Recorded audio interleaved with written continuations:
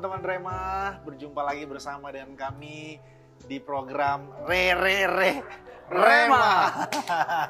Dalam acara spesial ini. Dengan sukacita, dengan kegembiraan dalam acara spesial hari ini, brother. Ulang tahun Hood Live Channel yang ke-14. Keren. Sweet 14. Iya kan? Bukan hanya Tepuk tangannya mana? Tepuk tangannya. Rema bersama dengan Live Channel. Sweet 14, bukan hanya 17 yang sweet. 14 juga sweet. juga. Waduh, program Live Channel atau program Kristen bersama dengan Katolik ini sudah memberkati banyak sekali orang, brother. Ya. Ada banyak orang boleh diperlengkapi, diberkati, dan juga mendapatkan jalan keluar dari program-program ini. Iya. Ini jangan lupa, brother. Apa ini tuh? harus sesuatu yang harus disampaikan terkait dengan prestasi Live Channel. Oh iya, boleh. Ratingnya itu makin meningkat. Gimana nggak makin meningkat? Coba. Inilah Semua kenapa program- kita senang di Iya. Live Channel, brother. Semua program ada. Program youth ada, Anak-anak ada. Superbook, Super Youth ada, musik ada, Khotbah ada. khotbah ada. Bukan cuma nasional, brother. Internasional pun ada. Dari luar negeri juga ada. Yes. Pokoknya paket komplit Live Channel ini. Jadi Yoi. nggak heran lah kalau Live Channel ini akan makin terus meningkat sampai nanti menjadi nomor 1 Amin. teratas. Sampai Tuhan Yesus datang kembali. Amin. Yang kedua kali. Iya kan, di Sweet 14, ya yang ke-14. 14. Jadi selamat ulang tahun bagi Live Channel. Makin Ada jaya, balon-balon, makin diberkati. ya kan? Ini hiasan-hiasan ulang tahun seperti biasa. Udah gitu di meja kita minumannya spesial lagi, brother. Dan yang paling membahagiakan lagi, Dari brother, kafe toko buku Immanuel. Immanuel lagi-lagi nih ya. Ini Yoi.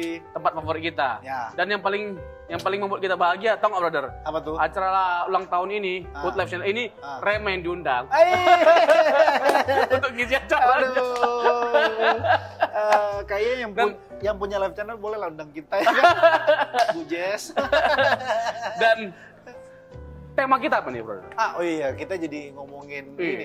Tapi jangan lupa, kita ada di toko buku Immanuel di Jalan Proklamasi nomor 76. Ya. Oke.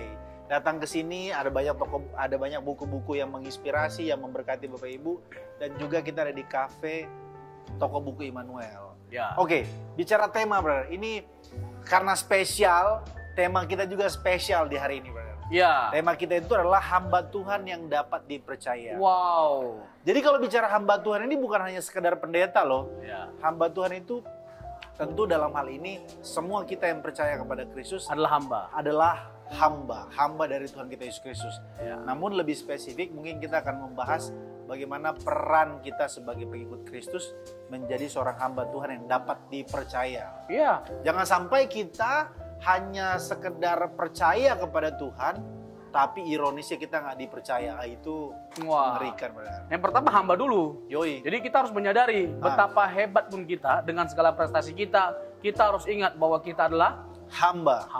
Nah, esensi dari hamba itu kan melayani, bukan dilayani. bukan dilayani. Ya Yesus aja waktu 2000 tahun yang lalu dia hadir sebagai manusia, dia datang untuk apa? Melayani. melayani. Dia memposisikan dirinya sebagai hamba. Mantap. Nah, ini sesuatu yang harus kita sadari, ya, terkait dengan identitas kita sebagai hamba. Karena memang kadang-kadang kita ini sebagai orang Kristen ya, brother. Kita merasa karena kita sudah hebat, kaya, punya jabatan, populer, terkenal, dan lain sebagainya. Lupa bahwa kita nih sebetulnya hamba loh. Iya. Hamba Tuhan gitu loh. brother. Makanya kita diingatkan lah, tema ini aja udah sangat memberkati kita. Makanya, Bro. Hamba Tuhan yang dipercaya. Siap. Untuk lebih lanjut, mungkin saya coba bacakan satu teks atau beberapa teks terkait hamba Tuhan yang dapat dipercaya ini. Ya. Jadi mungkin teman-teman Rema yang ada di rumah yang menyaksikan program ini, yuk kita buka Alkitab kita sama-sama atau juga bisa lihat di layar teman-teman. Dari 1 Timotius pasal 3 ayat 8 sampai 13. Coba saya bacakan ya. Ya. Demikianlah juga diaken-diaken haruslah orang terhormat. Jangan bercabang lidah. Lihat nih. Jangan penggemar anggur. Jangan serakah. Ayat 9. Melainkan orang yang memelihara rahasia iman dalam hati nurani yang suci. Ayat 10. Mereka juga harus diuji dahulu baru ditetapkan dalam pelayanan itu setelah ternyata mereka tak bercacat. Ayat 11, demikian pula istri-istri hendaklah orang terhormat, jangan pemfitnah, hendaklah dapat menahan diri dan dapat dipercayai dalam segala hal. Ayat 12, diaken haruslah suami dari satu istri dan mengurus anak-anaknya dan keluarganya dengan baik. Karena mereka yang melayani dengan baik beroleh kedudukan yang baik sehingga dalam iman kepada Kristus Yesus mereka dapat bersaksi dengan leluasa. Boleh brother? Dilanjutin. Dari teks yang baru brother baca ada 3 poin yang penting sekali untuk kita soroti. Apa tuh? Yang pertama, seorang hamba Tuhan itu adalah seorang yang memiliki integritas. Setuju. Ya, yang kedua, seorang yang memiliki kesetiaan. Yes. Dan yang ketiga adalah seorang yang dapat diandalkan. Nah, ini perlu kita bedah satu demi elaborasi satu. nih, Iya, ini sesuatu yang sangat menarik. Tapi yang pastinya kita setuju nih bahwa Live Channel ini punya yang ketiga ini. Yes. Ketiga-tiganya ada disajikan oleh Live Channel sehingga Live Channel selalu mendapat kepercayaan dari Tuhan. Yes. Dan dari masyarakat tentunya. Amin. Gak mungkin Live Channel bisa sehebat yang sekarang ini kalau bukan karena kepercayaan dari masyarakat. Yuk kita sama-sama bisa dipercaya oleh Tuhan. Tadi ada 3 komponen yang penting. Satu, integritas. Kesetiaan. Kedua, kesetiaan. Dapat diandalkan. Ketiga, dapat diandalkan. Brother mau elaborasi itu atau ada tambahan lain? Ya, yang pertama-tama memang kita setuju sekali ya, sepakat sekali ya. Sesuai dengan kebenaran yang baru kita bacakan tadi terkait dengan kriteria dari seorang hamba Tuhan. Dan kalau kita mau jadi hamba Tuhan yang dapat kepercayaan daripada Tuhan, ya milikilah ketiga unsur tadi, bahwa kita harus menjadi orang-orang yang punya integritas. Integritas ini bicara tentang perkataan dan perilaku kita sejalan ya brother ya. Sejalan itu secara teknis. Yes. Yang tadi yang kedua terkait dengan kesetiaan. Ya kan, orang hebat, orang yang mempunyai kemampuan berbicara, orang yang punya bakat yang banyak, itu banyak, brother. Oke. Tapi orang yang setia susah ditemukan. Iya ya. Nah itu dia. Bahkan kitab Amsal sendiri berkata bahwa orang yang baik itu banyak, tapi orang setia siapa yang dapat menemukannya? Itulah yang membuat poin tentang setia itu sesuatu yang penting untuk dimiliki meskipun langka. Ya, karena apa? Karena memang pada dasarnya yang Tuhan inginkan kita menjadi pribadi yang setia. Ingat, Tuhan mencari hamba yang setia. Setuju. Karena Tuhan sendiri pun tidak bisa menyangkali dirinya. Dia tetap setia, kata kitab Timotius, walaupun kita tidak setia. Iya nggak benar ya? Iya. Jadi gambaran seseorang bisa punya komponen hamba Tuhan yang dapat dipercaya dalam konteks kesetiaan, itu adalah refleksi dari Tuhan yang kita sembah kan sebenarnya. Tuhan yang kita sembah adalah Tuhan yang setia. Ya kalau kita bicara tentang karya dari Tuhan kita Yesus Kristus 2000 tahun yang lalu, kita bisa melihat kesetiaan Yesus bukan hanya sekedar luar biasa, tapi sempurna. Waktu di Taman Getsemani, Matius 26 ayat 39, dia berdoa, sekiranya cawan ini berlalu, tapi bukan kehendakku, melainkan kehendakmu. Jadi kita bisa melihat bagaimana Tuhan kita bukan hanya punya kasih yang luar biasa, tapi kesetiaan yang luar biasa. Sampai titik darah penghabisan, dia tunduk kepada Bapaknya. Bisa dibayangkan ya brother ya, kalau misalnya Tuhan Yesus tidak setia dengan karya penyelamatan kepada manusia, misalnya di Taman Getsemani tadi dia kemudian menyerah. Dia bilang, Tuhan bukan kehendakku yang jadi tapi kehendakmu, lalukan cawan ini. Lalu kemudian dia kabur misalnya brother. Selesai. Neraka semua kita. Iya, binasa. Gak ada pengampunan, gak ada keselamatan. Jadi kalimat brother tadi bagus banget terkait dengan kesetiaan kita itu dengan melihat siapa? Melihat Allah kita, melihat Tuhan kita Yesus Kristus. Dia adalah pribadi yang kesetiaannya itu sempurna. Jadi boleh dong kita encourage teman-teman Rema yang ada di rumah, yuk suami-suami yang tidak setia sama istrinya, yuk baliklah, bertobatlah, karena kita ini sebagai hamba Tuhan, umat pilihan Tuhan, ayo kita kembali untuk setia kepada istri kita. Demikian pula sebaliknya, istri yang tidak setia kepada suami, anak yang tidak setia kepada orang tua yang tidak setia kepada anak, ataupun hamba-hamba Tuhan yang tidak setia untuk mengembalakan domba-domba di jemaatnya. Yuk kita setia ya brother. Semua kita ajak untuk setia karena itulah komponen terpenting dari salah satu menjadi hamba Tuhan yang dapat dipercaya. Ya, iya, setuju sekali. Ya kalau bicara tentang tantangan, siapa yang nggak ada tantangan? Semua orang punya tantangan. Tapi kita ingat lagi ya, apa kata firman Tuhan? Tuhan mencari hamba yang setia.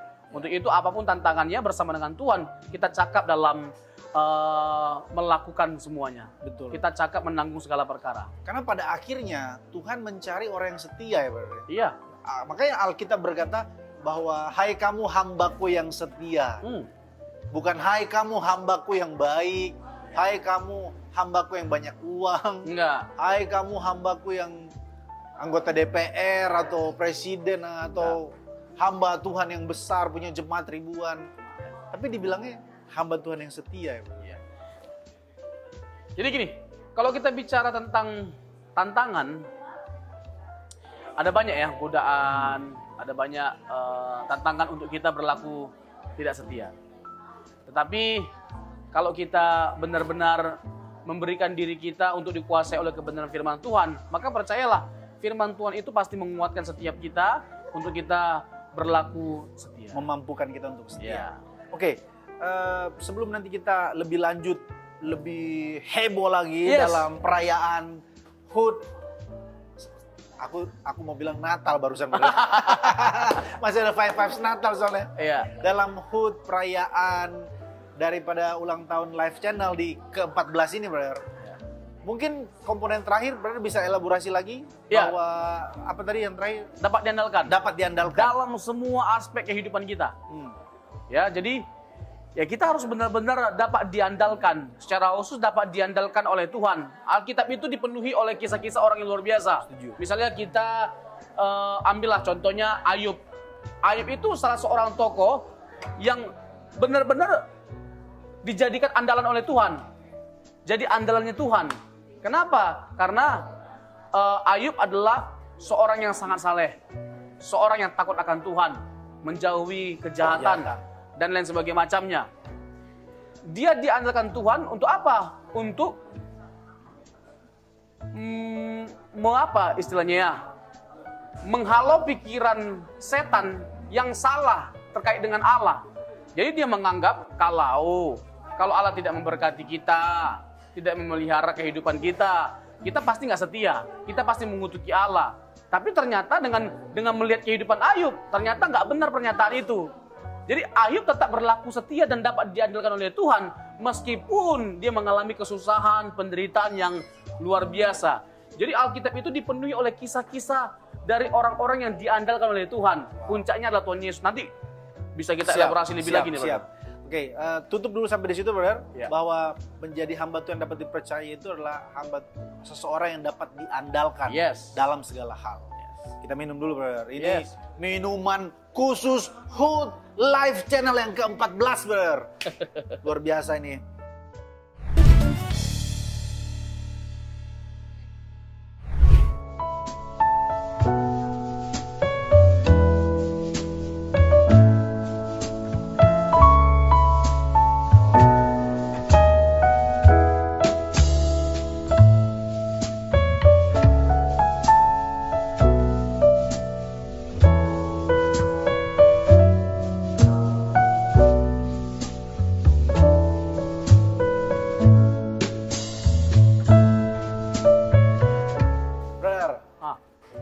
Aduh, aku agak speechless nih mau ngomongin soal Live Channel nih, Brother. Nah, kayaknya kata apa yang bisa kita sebutkan yang tidak akan bisa kita sebutkan untuk menggambarkan Live Channel?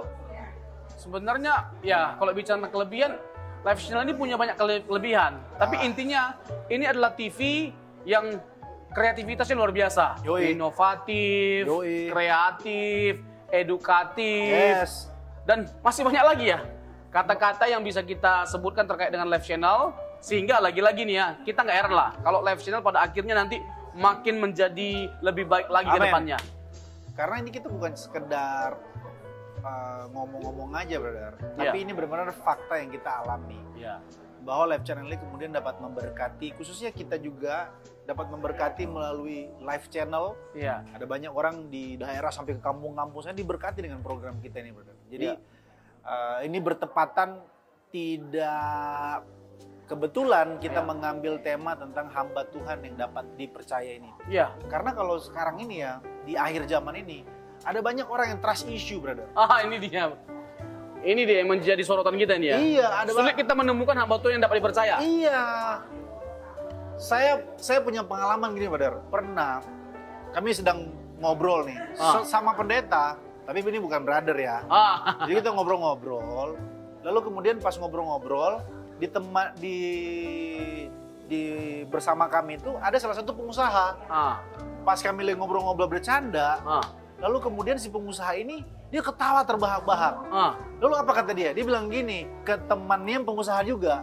Dia bilang gini, kalau Pak Pendeta, mereka ini dipercaya di atas mimbar aja.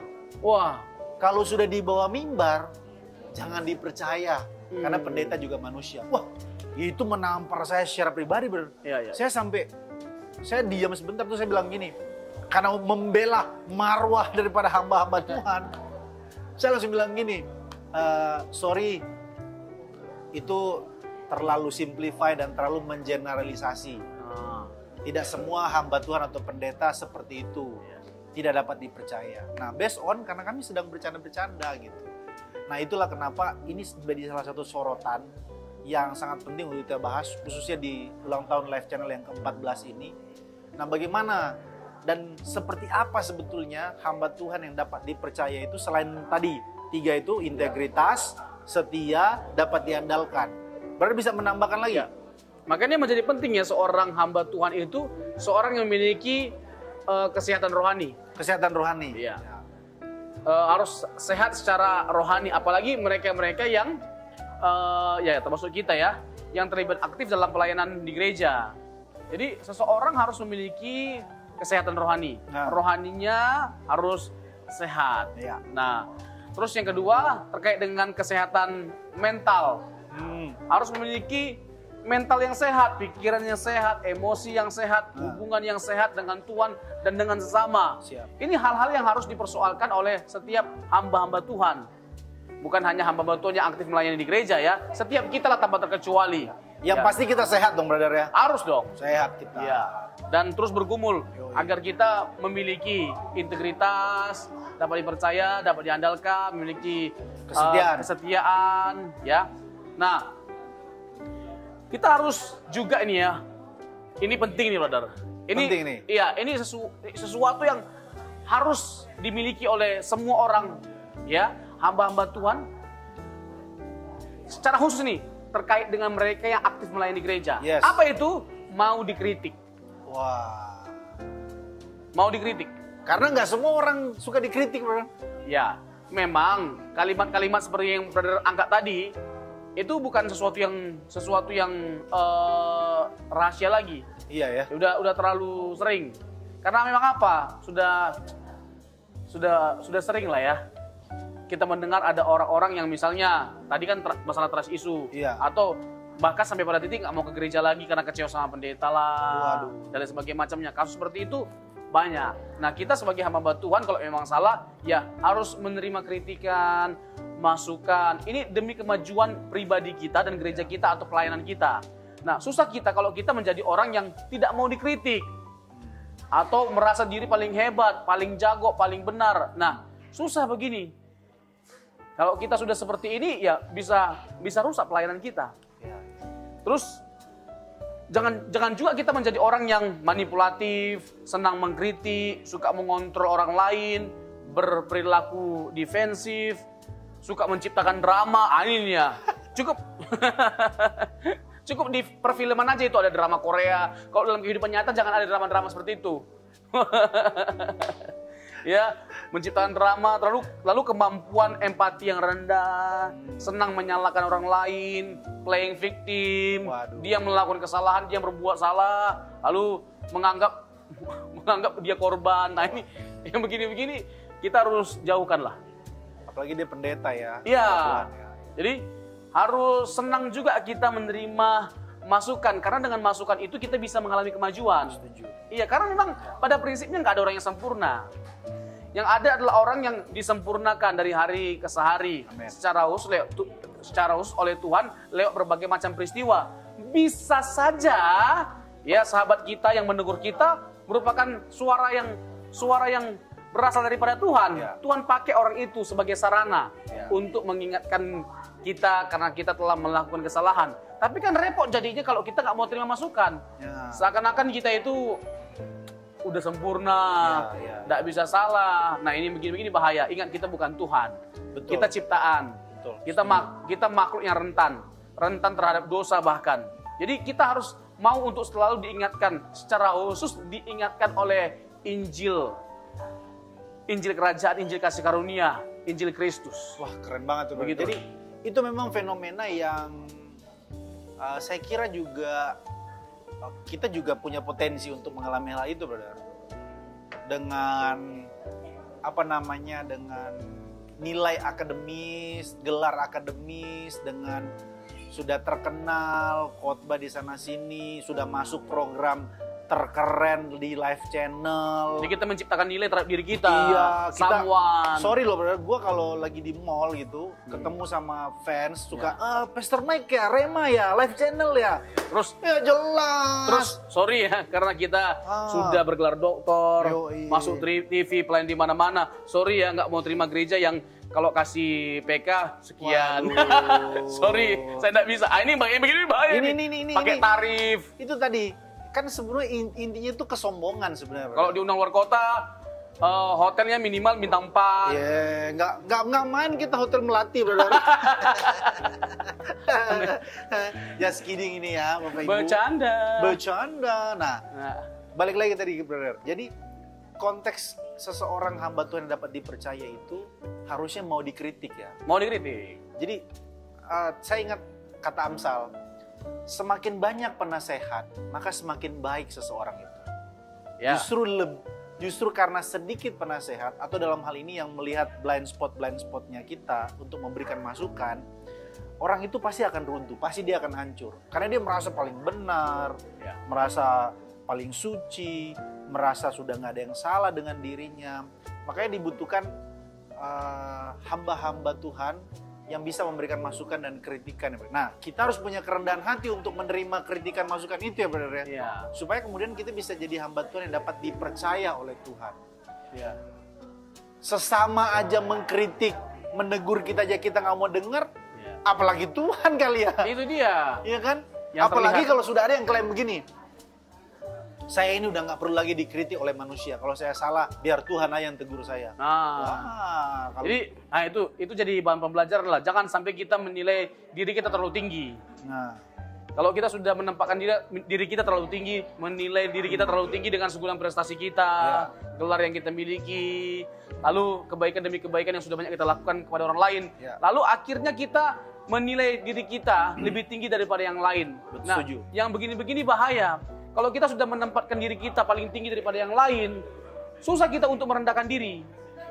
Seharusnya Tuhan yang kita tempatkan di tempat yang paling tinggi dalam kehidupan kita, supaya kita selalu merendahkan diri kita dan menganggap diri kita bukan siapa-siapa. Demikian pula dengan live channel, brother. Iya. Kalau nanti dia semakin meningkat jadi nomor 1, makin menunduk.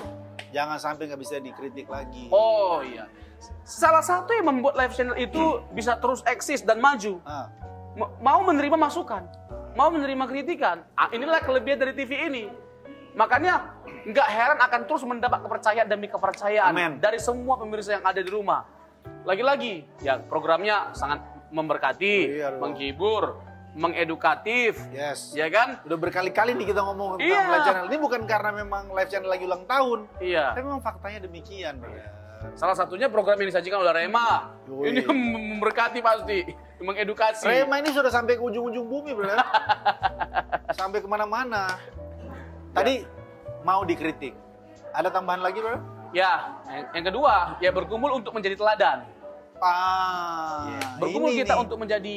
Ini nih agak sulit nih. Teladan. Ternyata menjadi hamba Tuhan dapat dipercaya itu bukan hanya sekedar ya dipercaya memimpin umat, berkhotbah, melayani perjamuan kudus.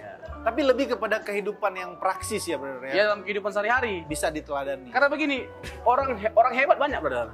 Orang hebat banyak. Orang yang punya talenta itu orang banyak. Pintar banyak. orang pintar yang jago ngomong, beretorika gitu loh. Yang kalau lagi khotbah mukul mimbar terbelah dua lalu menyambungkan kembali, itu banyak. Iya ya. Iya kan? Tapi orang yang benar-benar bisa jadi teladan, itu perkumpulan kita bersama lah. Sebagai hamba Tuhan harus mampu kita bukan hanya sekedar bisa berkata-kata, mengurai kebenaran firman Tuhan dengan begitu hebatnya. Ya kan? Kita itu menjadi seorang yang dalam menyampaikan sesuatu tajam. Dasar teologisnya, sedap, uraian interpretasi Alkitabnya, luar biasa tajamnya. Tapi bukan hanya sekedar interpretasi kita terhadap Alkitab yang tajam, tapi kehidupan praktis kita dalam mempraktekkan kebenaran firman Tuhan juga harus tajam. Ya kan, jangan sampai kita jadi orang-orang yang hanya sekedar tajam dalam berdiskusi tapi tumpul dalam bertindak. Yes, setuju. Jangan sampai juga atau omdo. Jangan sampai kita juga hanya benar di dalam ortodoksi kita benar ajarannya, tapi dalam praksis kehidupannya juga salah. Karena ini juga dua hal yang berbeda kan? Iya. Maksudnya kita tahu yang benar, belum tentu hidup kita benar. Tindakan kita benar.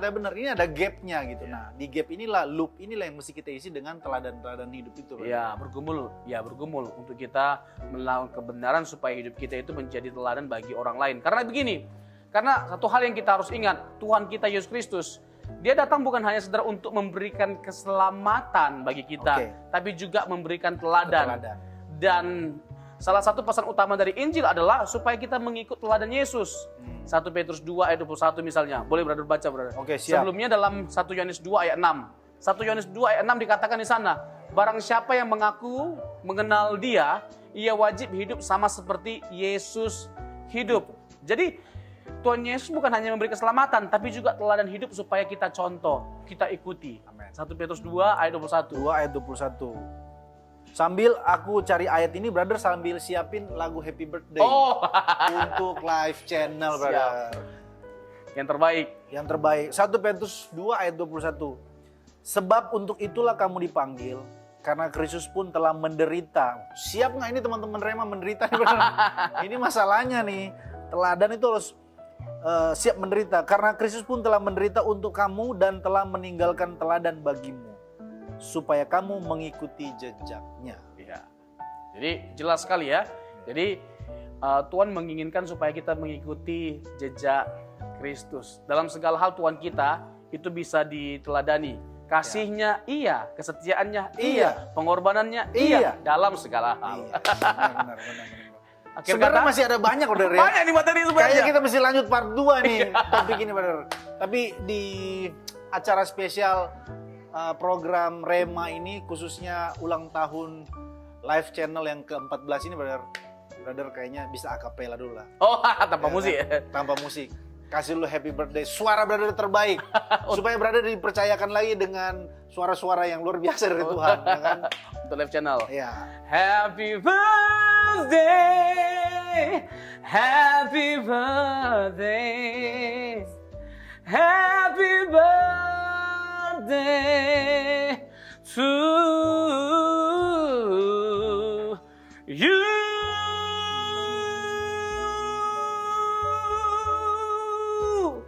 Happy birthday live channel. Makin dahsyat, makin luar biasa, makin maju, makin lebih baik untuk kedepannya. Dahsyat. Mantap. Haleluya. Happy birthday live channel dari kami program Rema. Saya mengucapkan dan Brother Robson, kiranya Rema semakin maju, semakin meningkat, semakin dahsyat, semakin dipakai oleh Tuhan, semakin dipercaya oleh publik Indonesia ataupun seluruh dunia, dan live channel menjadi berkat. Amin. Bagi generasi bangsa ini dan bagi banyak orang. Kiranya Tuhan memberkati kita semua. Sampai jumpa di program Rema selanjutnya. Tuhan Yesus memberkati kita semua. Haleluya.